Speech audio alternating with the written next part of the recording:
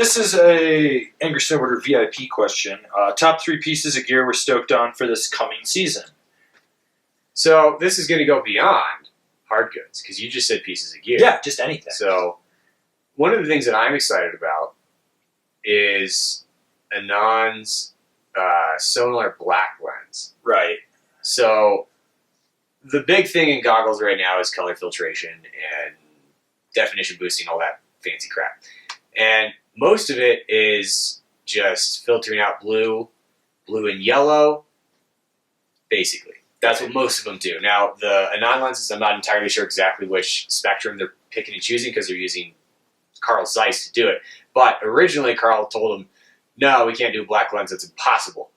And said, no. We want to do this. So then he figured it out.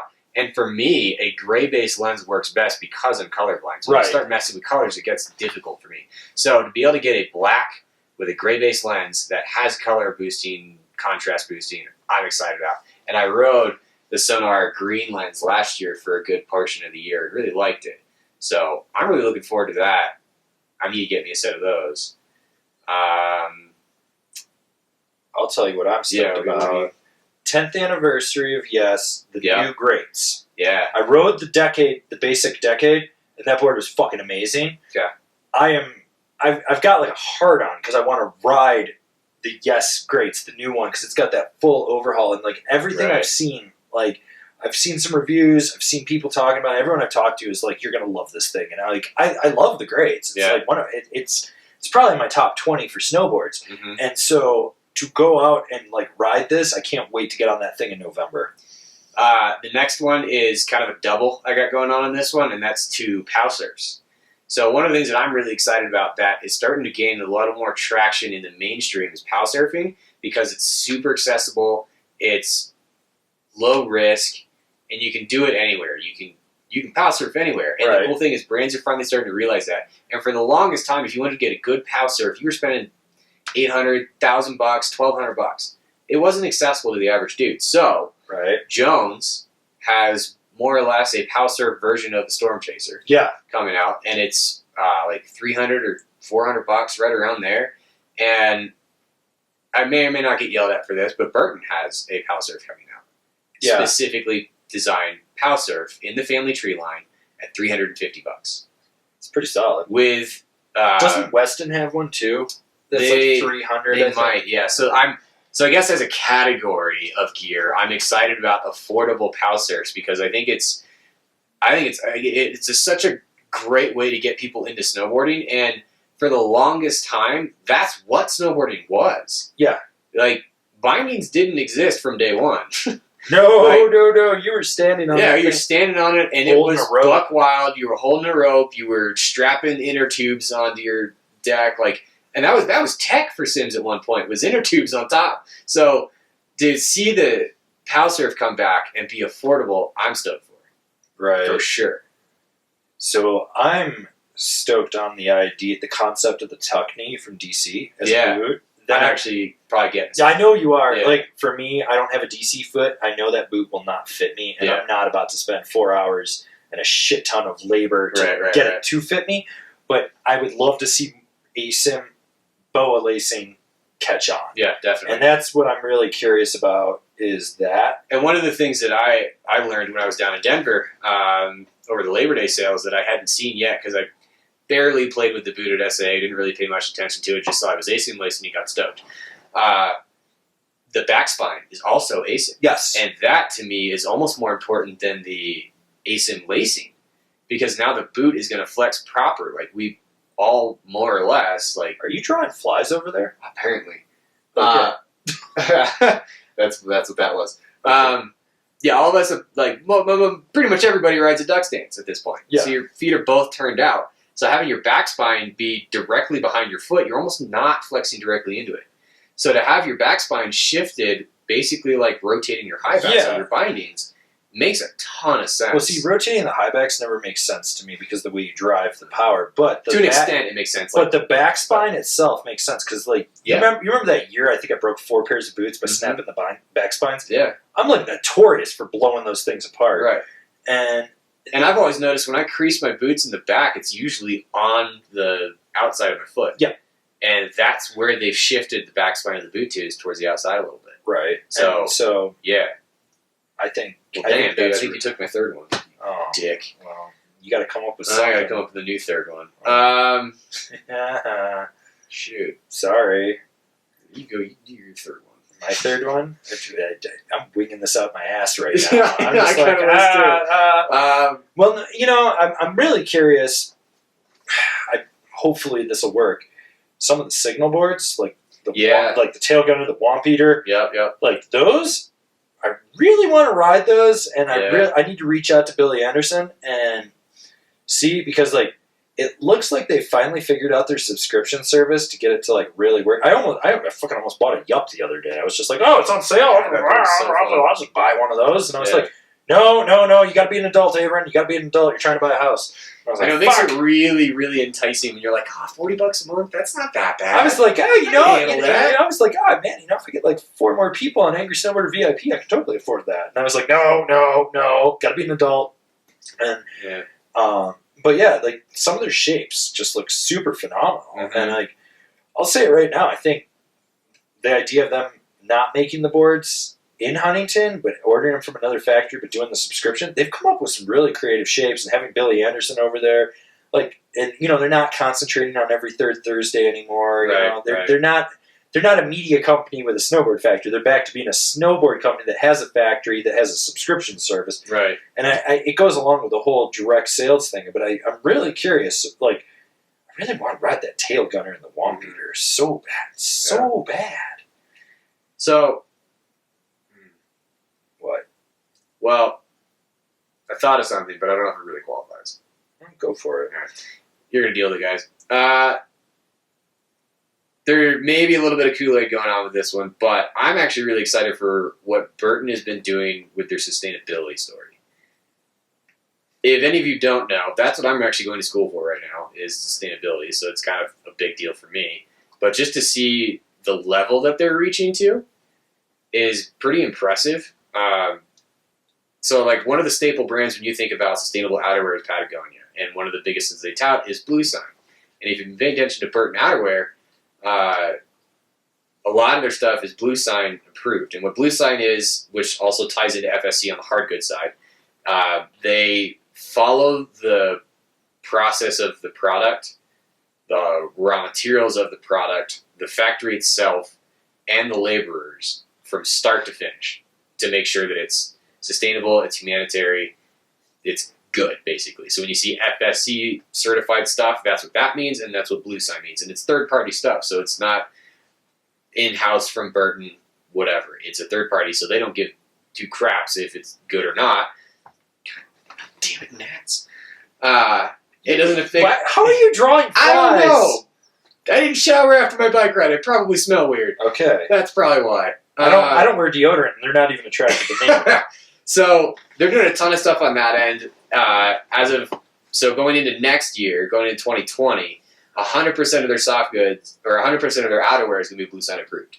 Okay. First winter sports brand to do that, period. Also, any of their soft goods that use cotton, it's all going to be organic, sustainably sourced cotton. Oh. That's also huge. And then they're also doing stuff like pushing further technologies where some of the AK stuff you'll see on their website is dry dyed, which you're probably going to look at and just scoot past it because it's not a fancy name, so it doesn't draw attention. But it's pretty huge. Dry dyeing uses 50% less water than traditional dyeing processes, which use a shit ton of water. The way it works basically is they liquefy CO2 and dye it that way, and then eventually just evaporates off. So it's way better for the environment. It uses way less energy and way less water. So if we can start pushing that kind of stuff, so hate Burton all you want, whatever, they're the big company. I don't give a shit what you think, but they're doing a shit ton of stuff to push the sustainability of it, and that matters because if we lose the environment, we can't snowboard. So it's kind of a big deal, everybody. So yeah, I really don't. I don't want to live in a road warrior world. No, I don't either. So seeing a lot of that stuff, like it's pretty big, and it's something that now that they're finally starting to talk about it, because they've had a higher percentage of Blue Sign than the brands that pump it for a long time. and going to 100%, they're going to be at top of everybody because nobody's 100% yet. It will just be them. So I'm excited that they're actually finally starting to tell consumers about it and actually start to tell that story because it really matters. So it does. I'm excited about that. And now it's not exactly a specific product, but just know that, yeah. And then, the other thing that I'm really excited about with them that I want to clarify because it's clarified to me. As of this year, as of 2019, 100% of their soft goods have a lifetime warranty. Really? Socks, beanies, base layers, outerwear, everything. If it's a soft good, lifetime warranty. That's insane. Yeah. So what are they going to do if it's like blown out? Just replace it? I don't know. I don't know how it's all going to work, but lifetime warranty, it is manufacturer defects. So if you okay. So if your dog chews a hole in your sock, sorry, get a new dog. Is that why we've never seen your wiener dog? Did he chew a hole in your sock and you killed him? No, I would never hurt that adorable little pupper ever. Anyways, yeah. So like, if you have a beanie that just falls apart one day, in 10 years, you can get a new beanie. If there's still snow and there's still a company. Yeah. So other companies take note. Sustainability measures. All right. Did you get figure the third one? I did. Did you? I'm a signal, remember? Oh, that's right, yeah. Come on, give it the program. My bad. It's okay, I'm going to spin the wheel. Spin the wheel. Spin the wheel, face the deal. Oh, You already did that one. Spin again. Hey! Can Kevin Carve It. All right. So, some people may have seen this. Just to fill them in, we give you weird challenges and unique boards to go out and carve. Right. And so sometimes you get a normal snowboard with a normal stance. Sometimes we set things up weird, like a custom Kilroy with a 30-inch stance. As of today, we dropped the K2 Cool Bean, which we have right behind the couch here. So This guy. So Kevin rode that for Can Kevin Carve It. Now, some people are kind of saying that it's a waste of their time to watch it, which I was like, well, you watched it, so I got that view count, so I don't care. Yeah. But at the same time, I think it's a unique idea, and it's kind of comedic at the same time, because I did make you ride some weird shit, didn't I? Yeah, and that's kind of the thing, is so far there's only been 2 episodes. There's been the Rozzy rental board, and then this. So, 2 relatively normal snowboards, the Rozzy rental board. Honestly, the worst thing about that was the bindings. Yeah, the bindings were awful. They were trash.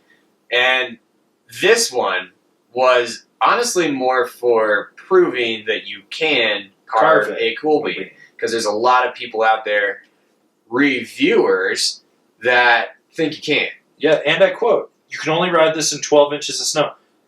I hit down flat downs with this thing. Yeah. So have I. And one of the old K2 ambassadors, he rode this more than any other board one year. Yeah. The first year it came out. Yeah. Muscle Hamster. Oh yes, Van Ash. Yeah, Van Ash. He rode this good more old than Muscle anything Hamster. else in the K2 line. He freaking loved it. I ride this. I ride the Cool Bean more on groomers and slush days than I do on powder, because honestly, this thing is not that much fun in really tight trees, which Colorado has. I want something a little more nimble. Yeah. But if I'm going to go out and carve a groomer, I will go out and do it. It's actually my favorite board for doing follow cam because it's so short, it's easy. You're not tripping over it or anything, and it's so wide and stable. It's great for follow camming in the park. Yeah. But yeah, so we did that. But so I mean, if you haven't been super excited about Can Kevin Carve It, keep watching. Yeah, keep watching because the really fun stuff is coming. Yeah. The first 2, the rental one was because it kind of followed in with beginner month and whatnot, and it just made sense to drop that one then. And this one, like I said, it was basically just kind of stick it. Yes, you can carve this thing. So, but following this is when we start to get into the real fun stuff. So. Yeah, and you got to understand that we shot this segment actually for what was going to be in the hour-long show. We were going to use it as filler space in there for what we wanted to do, and when that didn't come to fruition, we had this footage that I needed to use, and I was like, dude, I don't want to waste this. This is something fun, and yeah. It's an easy project for Kevin and I to go out and do. It takes one day. We can get 2.5 months worth, 2.25 months worth of content if we really want to. And if you guys end up really liking it, then we can kind of expand on it maybe, and we can start to do a little more with it other than kind of what we're doing now. Yeah, I mean, I've got some ideas for some fun stuff to do, and there's some boards that I want to take out and have Kevin carve it and just do it. I mean, at one point he rode a 170 Never Summer Legacy from like 2001. That the core was like that thick, and it probably had 25 millimeters of camber. Yeah, and it's a wide, so he had to throw his whole weight. That kind of stuff. Yeah, it's coming. We've got that. The good stuff's coming. Next week you will see the 30-inch stance with his custom Kilroy, and then I think after that it's just a regular board, like a volume shifted one. Then after that it's the K2 Shark Bite, which is a board I took an angle grinder to and cut the effective edge off behind the back foot and cut the tail out so it looks like a giant shark bit it. But yeah, Can Kevin Carve It is something we're working on that I'm stoked on. It's easy to edit. It's easy to film. Yeah. I think it's just comedic, and I want to do more of that type of stuff for you guys. So if you enjoy it, or if you've got a board that you think we need to ride, I mean, you can send us stuff. Like, you can legitimately send us stuff. Feel free to reach out. It can either be something that's phenomenal to carve and watch me get real low, or it could be something that's just horrifyingly weird. Yeah. I'm going to put the address up right behind us, up here on the green screen. You guys can send it to that address. That is a U.S. Postal Service box, but it is the physical address of the post office, so you can send it UPS, FedEx, and it will end up in my box. That's right, you can put something in my box. And ew. But yeah, I mean, if you guys want to send us some weird stuff, broken boards, things that are just weird, stuff that like no one would have. Like I'm looking for just unique things to do it. You guys are more than welcome to send it to us. We want to make the content that you guys like. I know what I like, and I try to make content for you guys to view, and that's what Can Kevin Carve It is. I looked at it and I was like, I would watch this. It's like a 3-minute video. Yeah, it's quick. Perfect. It's easy. It's easy. You can watch it on the car. You can watch it while you're getting ready to go snowboard. It's not anything super crazy like that. So that's kind of where we're going at with Can Kevin Carve It.